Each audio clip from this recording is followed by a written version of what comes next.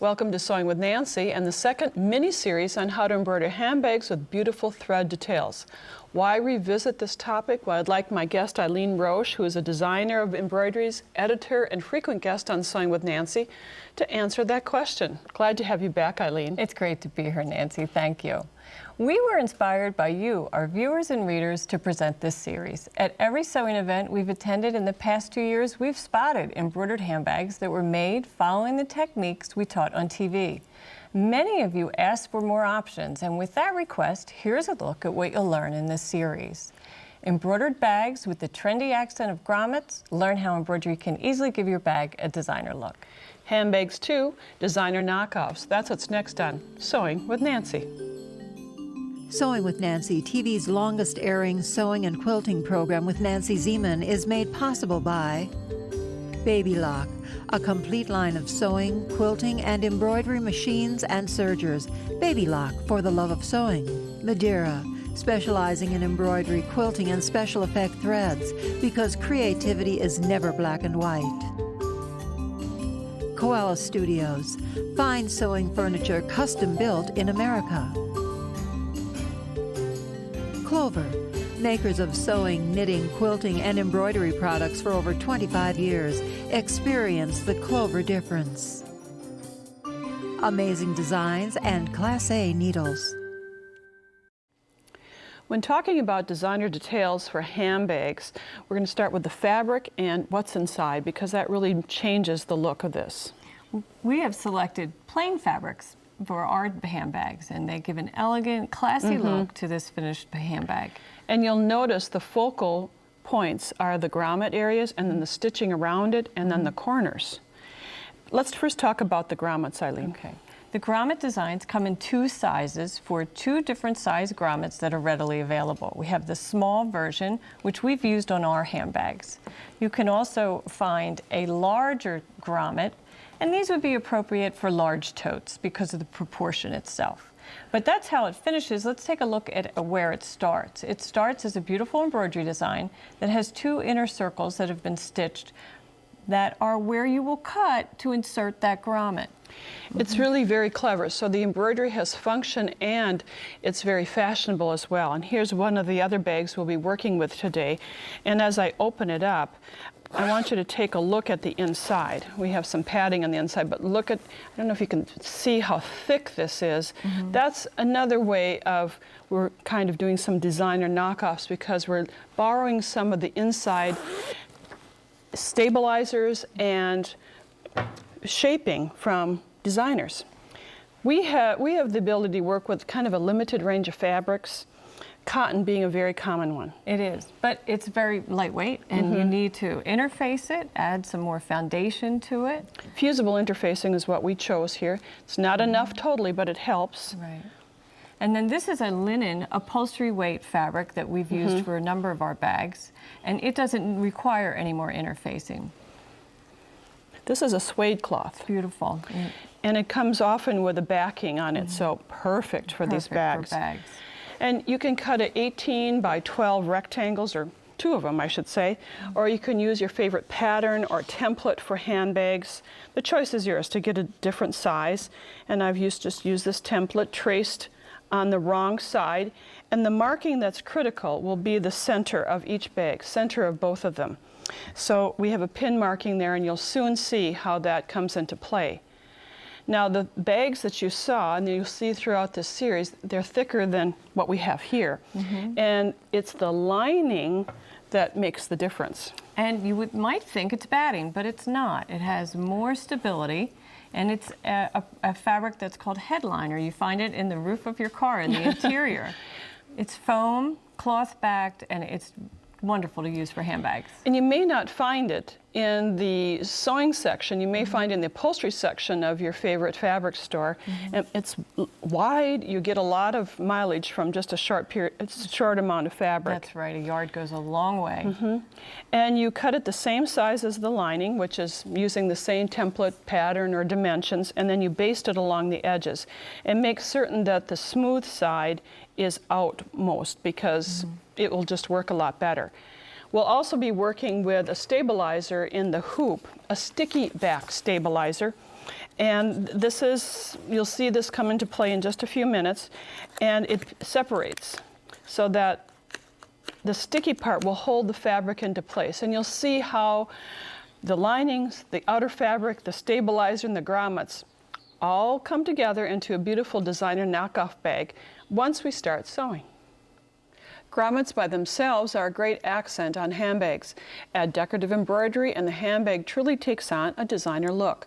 The best part about this stunning bag is that you can't miss in positioning the grommets in the right spot. The secret is in the embroidery.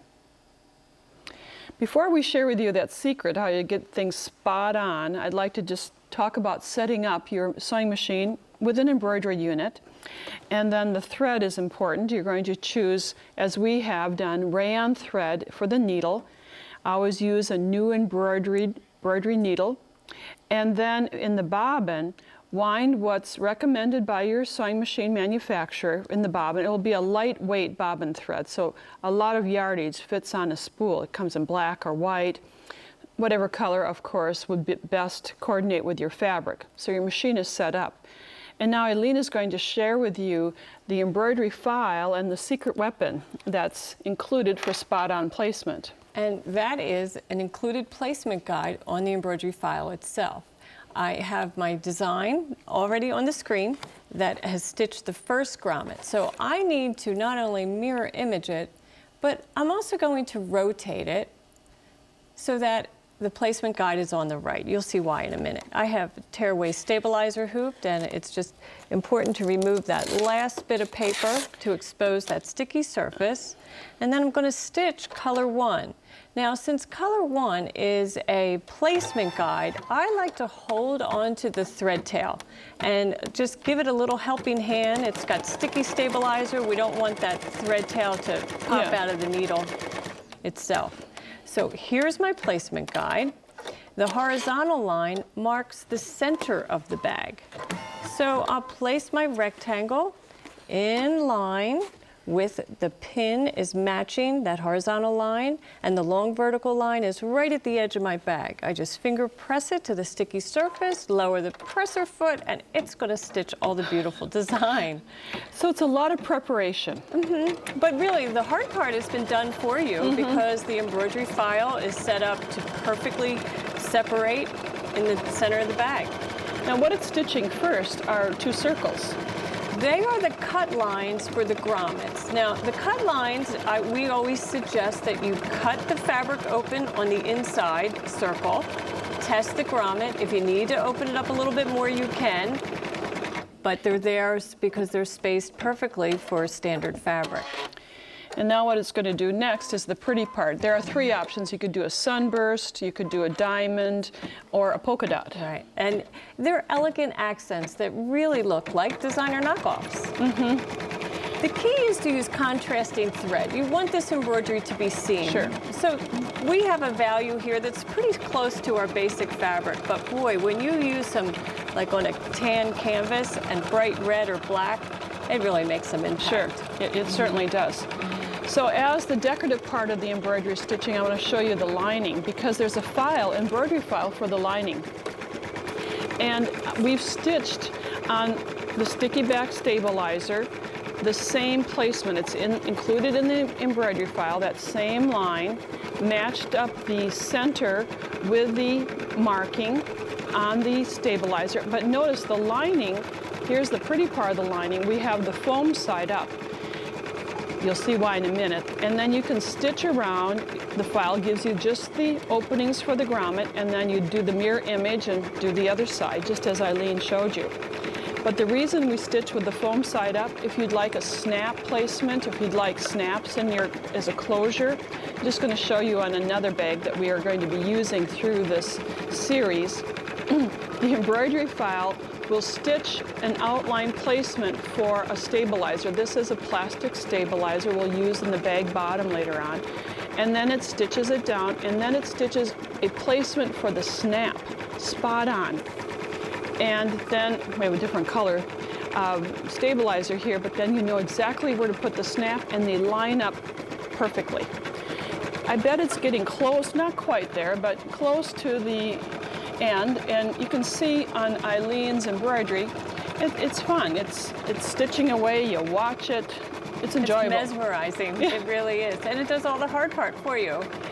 So what we need to do next is to do 2 more embroideries on the opposite side of the panel. So you can see grommet placement on lining and the fashion fabric.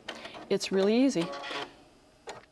Adding designer details with the help of embroidery designs assures that every accent will be in the right place. There's no guesswork for placement. Plus, the embroidery designs provide corner shaping and beautiful thread accents.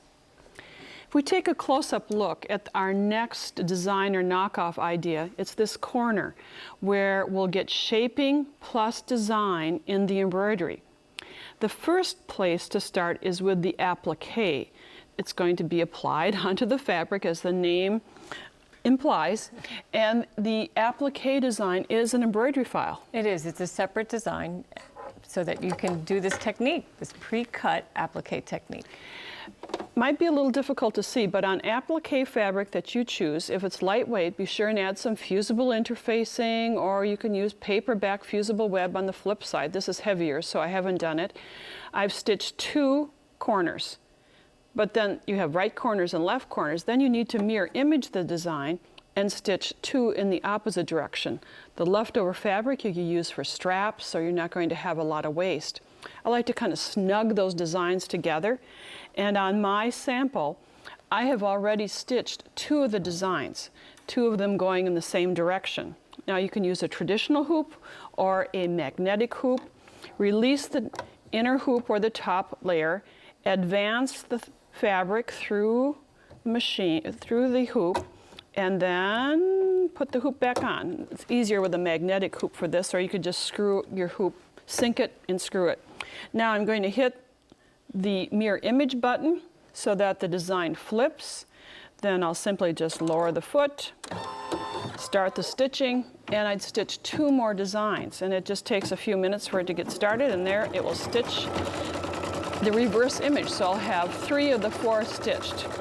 And I'll stitch this a different time. I'll just stop this right now, but you can see that you're going to get a reverse image. Then you'd cut along those lines, and you've already done that, Eileen. I have 2 corner designs already prepared in the faux suede. Notice that we cut the applique pre-cut right at the stitch line. The stitch line is still there, but we cut right alongside of it.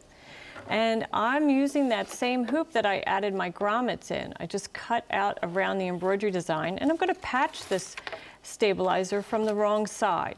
So I place my patch behind the hoop, and then I can use that protective paper to smooth it, make sure it's nice and sticky together. And now I will attach it to the machine, lower my presser foot, and I'm going to hold on to that thread tail while it stitches the first color, which is going to be the placement guide for the corner of the bag.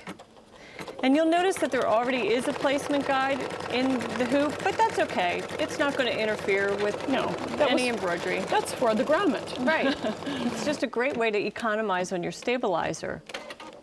So now that the placement guide is stitched and it's clearly visible, always use a contrasting thread so you can really have a good eye on it.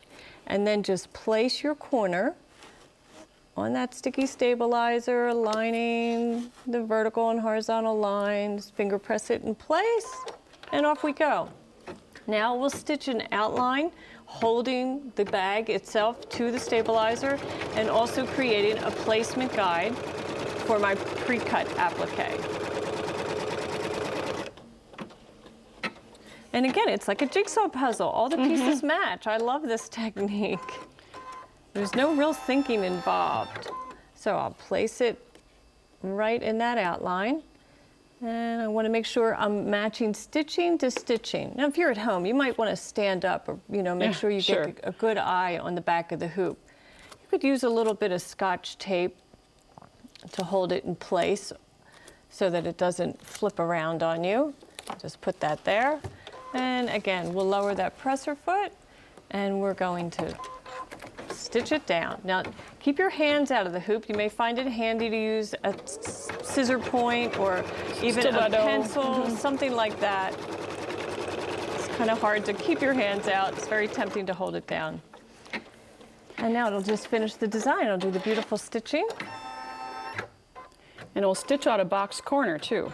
So we know we have, and on my sample, it also has, it's tacked down the applique. It doesn't look too pretty right now, but, and it'll also stitch this corner. So we know, can kind of see it shading in there. We'll later cut that out.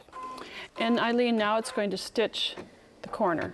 It is. It's doing the placement, well, it's covering the raw edge of the applique. It'll, oh, my thread came undone. Well, this only takes a second to repair.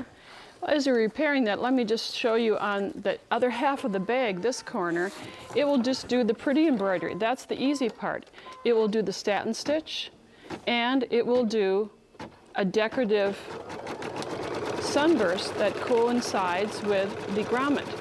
So pretty embroidery is easy to stitch once you get the applique placed. Now it's time for some traditional sewing techniques, and we're going to box out the corners, Eileen. Well, where to cut is already on the digital file, so you won't make a mistake. I've cut right along the stitching line. Might be hard to see, but it's perfect size. We cut out each corner, and then we need to cut out the openings for the grommets. And to get going, we're going to use a buttonhole cutter and block and just make an X shape in the middle, which I've done already. Then it's easier to get your scissors in the circle.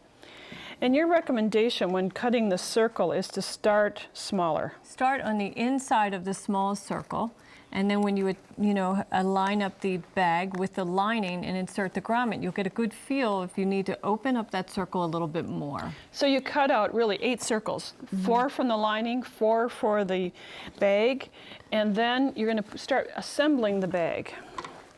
And we like to start at the bottom, work our way up. So the lower seam, and look at how everything matches, spot on. Even your satin stitching is perfect, Nancy. And then on the inside, because this is a handbag, you got carrying lots of stuff in there, we've used the traditional bag bottom plastic that you can stitch through with a Dream. Hard to pin through, so we use a double-sided basting tape. Cut it a little bit narrower so you're not including it in the seam allowances, and just stitch it down. It stitches like butter. The side seams are sewn next, and you'd meet the right sides together, sew the side seams, and I'm going to show that to you on a lining piece, because whatever you do at this point to the lining or the outer bag, you're going to do to the lining.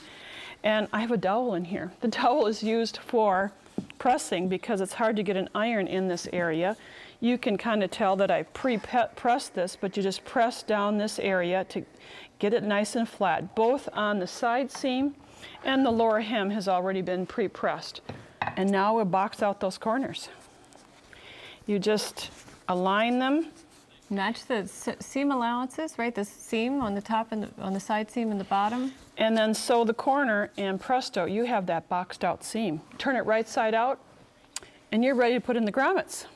Well, first we turn it right side out and insert it into the bag. So here I have my outer bag and my lining already attached, and I've basted those 2 layers together at the top edge. Now that bag is a little shape that we pre-stitched or stitched right sides together, but we can't give you all the details here. That's right. My grommets come in 2 versions. We have a protruding end on one side and prongs on the other. So I place a cutting mat inside of the bag, and then I'm going to insert that protruding end underneath the bag next to the lining, take the grommet side with the prongs, center it, and then I use a rubber mallet. Now I'm not going to whack it. I'm just going to press down with all my might until I hear a click. I heard it. Yep. And so now that's permanently attached, and I would repeat that here, and my grommets are all set. And on this bag, you can see the grommets in, the straps on, the binding, and even a zipper, but we're not going to have time for that today. They'll have to come back. You have to come back. The second program of this series will showcase all of the finishing details on this bag, plus a lot more.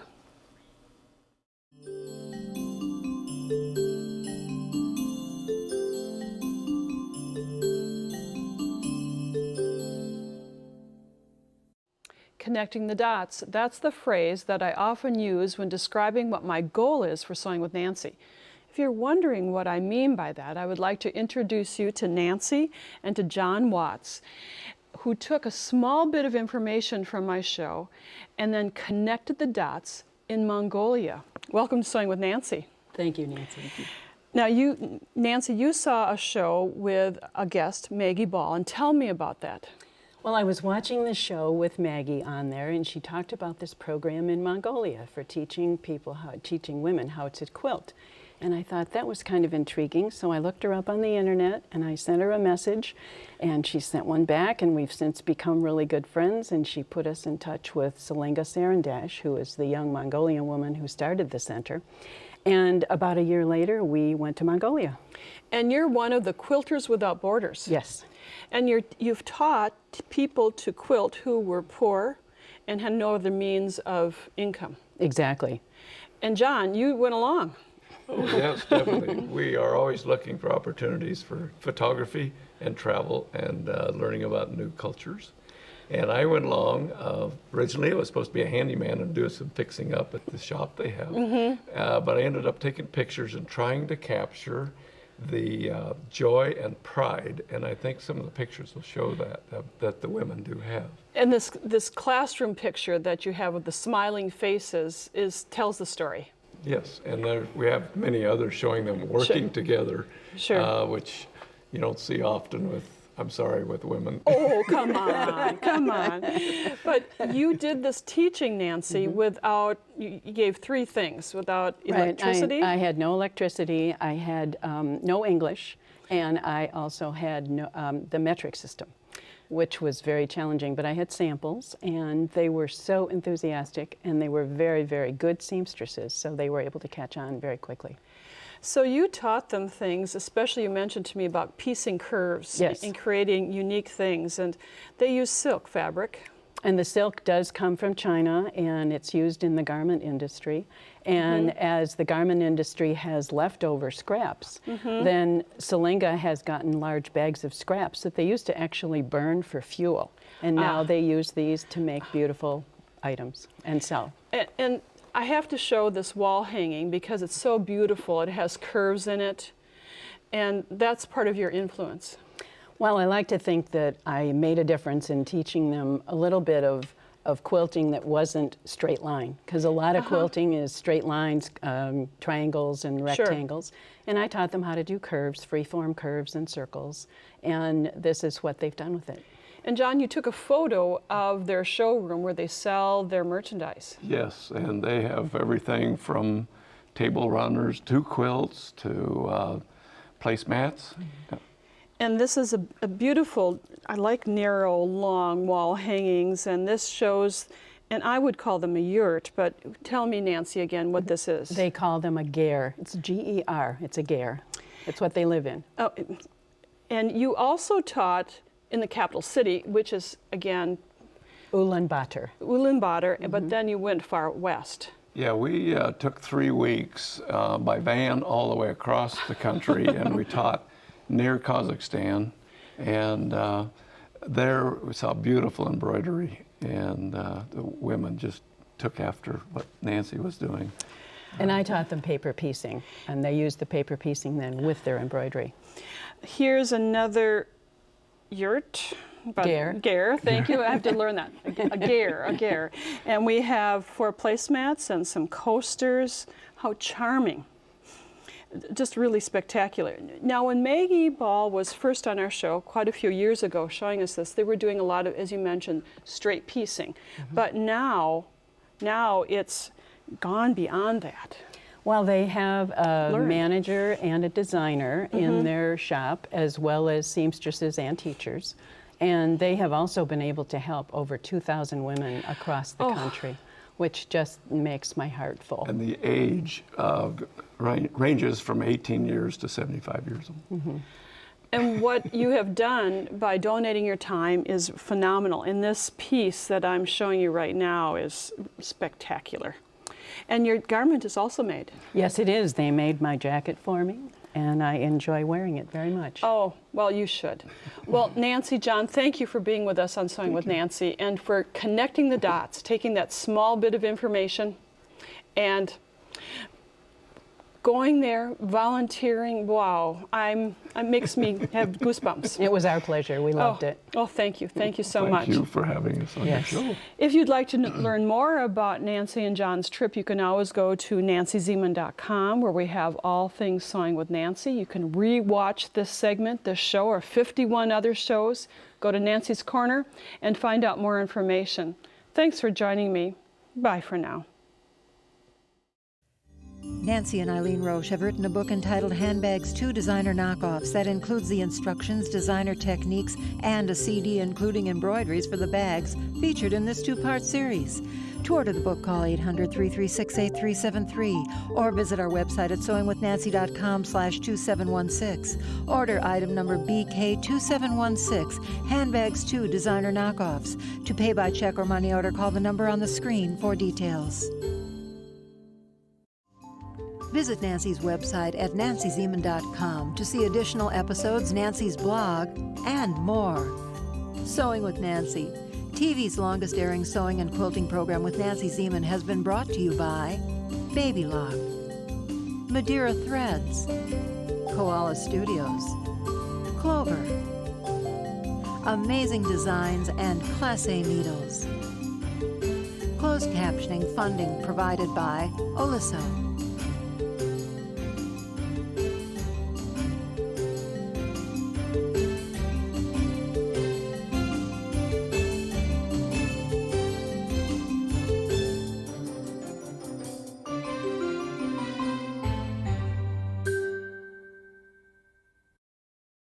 Sewing with Nancy is a co-production of Nancy Zieman Productions and Wisconsin Public Television.